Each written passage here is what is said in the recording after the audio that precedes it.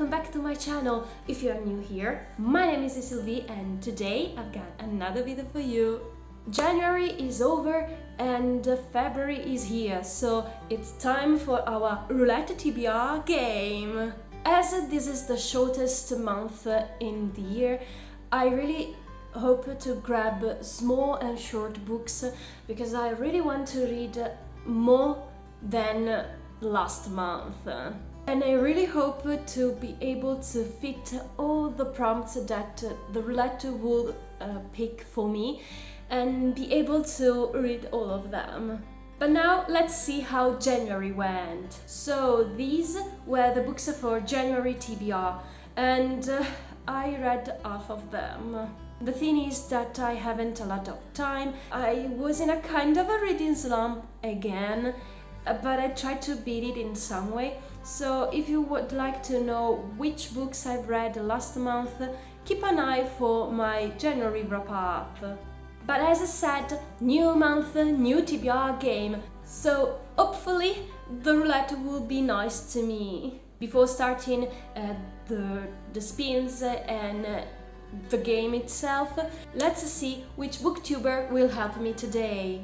So as I just said, I've read 3 out of 6 books, which means that I'm not going to take any punishment or any rewards for this month. Let's go directly with the Booktuber Mug. As always, for these new rules, I highly suggest you to watch my roulette rules explanation that I leave on the e-cards above. You will be more familiar about this new kind of version of our beloved roulette. So let's shuffle it a little bit, and I'm going to open this in front of you so you will see it first. I'm not cheating, guys, so I think it's upside down. Okay, and we have, I can read it backwards, so, oh, wow! She is one of the first booktubers, as well as Jessie from Jessie the Reader's channel that I've picked from last month. She's another one who I watched a lot of her videos since I start knowing the booktube world, and she's a Regan from Peruse Project channel. What I now have to do is just to grab my computer. Here we are, and watch Regan's latest posted video and hopefully find out a title that I got on my shelves. Otherwise, I will try to interpret the meaning of the video, like if she has posted fantasy recommendations, because she's a huge fantasy reader and fan. So just give me a couple of minutes and I'm coming back with what Regan suggests. See you in a couple of seconds, but it will take me maybe minutes. So I've watched some of Regan's latest videos just because her latest posted video was February TBR, but I had no title she's showing in that video. So I've watched also her winter reads, her recommendations for books that will remind you the winter season, and I found none title again, and the last video was the lucky one because it was giving my fiancé a TBR, so it plays 2022 TBR challenge. And there were a couple of titles I also had on my shelves, but one of them was the second and the third book in a series that I still needed to start. So, well, obviously I had to start with the first book, but I'm not really in the mood of starting a new series because I like to read standalone books this month, as is the shortest one. Finally decided to give it a go to something that I think it's a classic, which is Never Let Me Go by Kazuo Ishiguro. So yeah, this was one of the books mentioned for Clay's TBR challenge. So this would be the title that in some way Regan is suggesting me to read, and we will see how it will go. Hopefully I will find a way to fix this book inside February TBR. But now it's high time for me to start February TBR. So as always, let's start with my bet numbers, which are 6 black, 17 black, 24 black, 29 black, and 35 black. So about the majority for color and type of numbers. Obviously, as all my bet numbers this time are black, I really hope that the ball will land more on black numbers, and maybe it will land on odd numbers. Finally, let's start and spinning our roulette for round number 1. Spin number 1.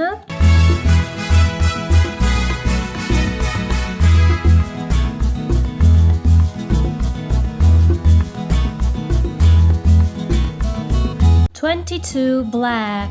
So as you've seen, the ball landed on 22 black, and its prompt is a book set in Oceania. In alternative, it could be a book written by an author from a country from the Oceanian continent. In this case, I found out a book that is set in Australia, but as I don't have a lot of books set in a country in Oceania, or a book written by an Oceanian author, please let me know down in the comments if you have read any that fulfill this prompt, or any of your suggestions. The book that I found is Una stanza fatta di foglie, or A Room Made of Leaves by Kate Greenville, and I think it's a kind of a historical fiction that is set in Sydney. So this is an historical fiction because our main character will find a document about the story of strong women who lived in Australia in the mid-700s. So yeah, this is our first pick, and I'm really curious about this book. And finally, I will read an historical fiction set in Australia. And now, spin number 2.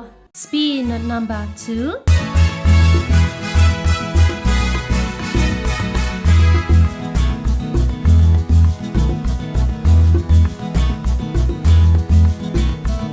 $11 black.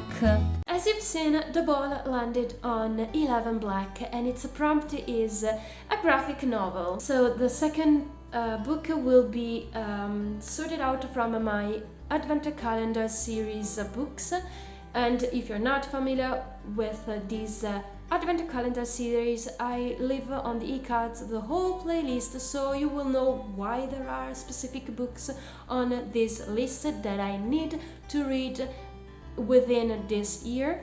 And from the Advent Calendar books, I've got only one graphic novel, which is Nonostante Tutto, or Despite Everything by Jordi Lefebvre. This is a kind of a romance story. Its peculiar thing is how it is told. I don't want to spoil you anything, but if you have any chance to grab this beautiful graphic novel, I highly suggest you to just know nothing about it and enjoy your reading. So our second book for February TBR is this graphic novel. And now, spin number 3. Spin number 3.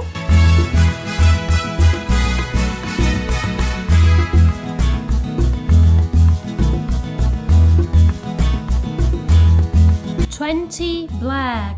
So the ball this time landed on 20 black, and its prompt is a book set in Africa, and this book is from the Book Graveyard. The Book Graveyard is another of my rules, which is simply all those books that I had no chance to grab within a specific month and read them. They have to be put immediately to the Book Graveyard. And this may be a kind of a spoiler from my January wrap-up, but I tried this time to finally read Stay With Me by Ayobami Adebayo. This was also the book that I picked last month for the same prompt, but fingers crossed this time will be the perfect time to read and finish this book. So basically this is set in the 80s in Nigeria, and we are following a married couple who's trying to conceiving and having a child, but without any success. So one day the members of the husband's family will arrive at their doorway with a new wife, and this will change everything in the life of the married couple, and it will reflect also the turbulences in Nigeria during that years. But now let's move to spin number 4. Spin number 4.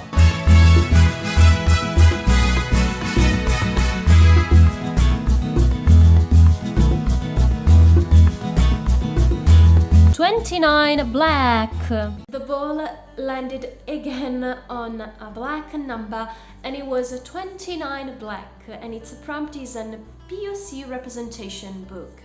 So this time I tried to fit in a small book because, as I said, February is the shortest month in the year, and well, for the moment I've grabbed just standard size books, but I really need to try to read all the books on my TBR, and I don't know what will happen now, but I decided to go with a small one, which is La Casa di Mango Street, or The House on Mango Street by Sandra Cisneros. So this is a set in a neighborhood in Chicago where all immigrants from South America live, and this is the story of our main character, and again this will be a kind of a reflection on lives in this neighborhood and all the strange and hilarious but sometimes bittersweet episodes in this neighborhood. And now, hopefully, our final spin number 5. Spin number 5.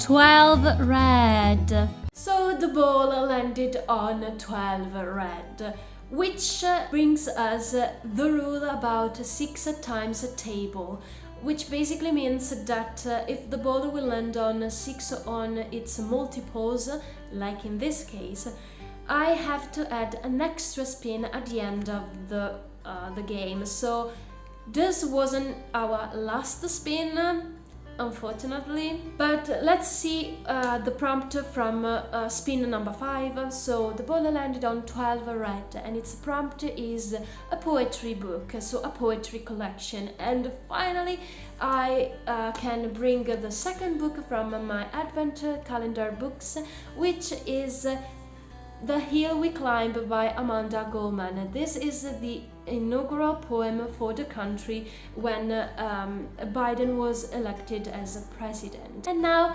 let's spin our roulette for this extra spin, hopefully our last one. So let's spin for round number 6. Spin number 6.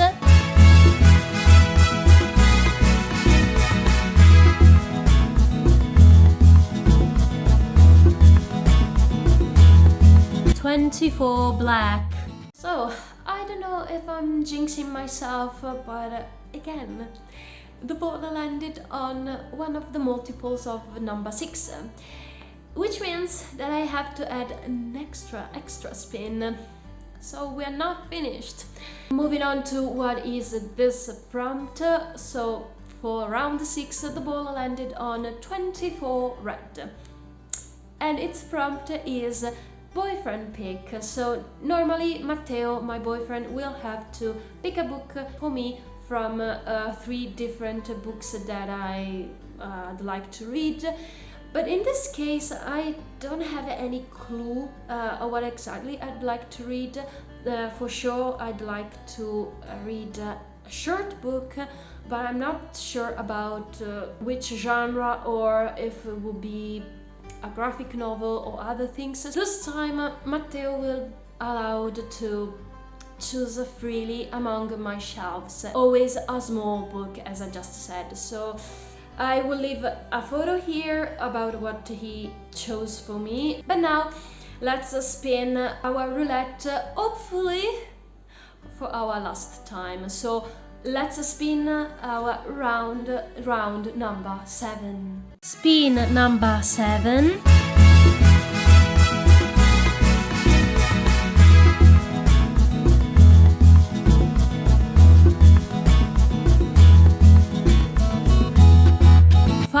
Red. This was actually our last spin, and the ball landed on 5 red, which prompt is read a spooky book, which could be a horror, a spooky, a gothic book, no matter what, but it has to fulfill that prompt. And I've almost forgot about Regan's suggestion, and it's not cheating, but on the back side of Never Let Me Go by Kazuo Ishiguro, the New York Times says a gothic tour de force. So gothic, spooky, I mean, it could fulfill.